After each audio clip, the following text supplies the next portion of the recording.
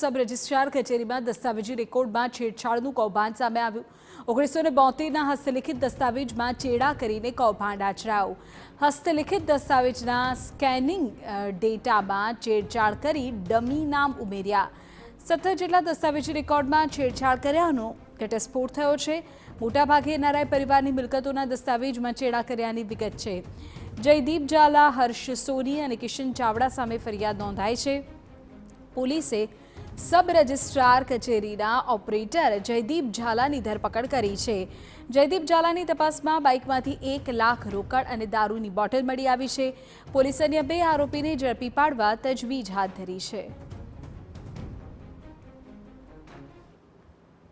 અને કલેક્ટર કચેરી દ્વારા 1-2 દસ્તાવેજો ત્યાં રજૂ થયા।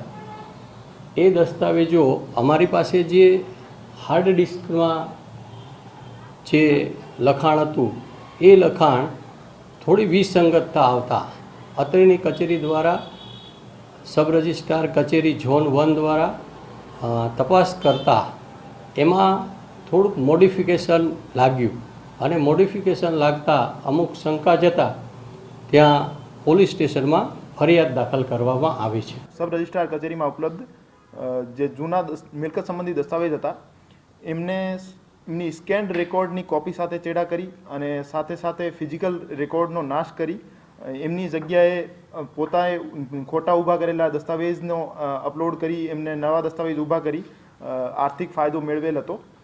અને હાલ સુધી જયદીપ ઝાલા નામના જે કમ્પ્યુટર ઓપરેટરના સુપરવાઇઝર હતા એમની અટકાયત કરવામાં આવી છે અને હર્ષ સોની અને કિશન ચાવડાને ધરપકડ કરવા માટે પોલીસે તજવીજ કરી છે।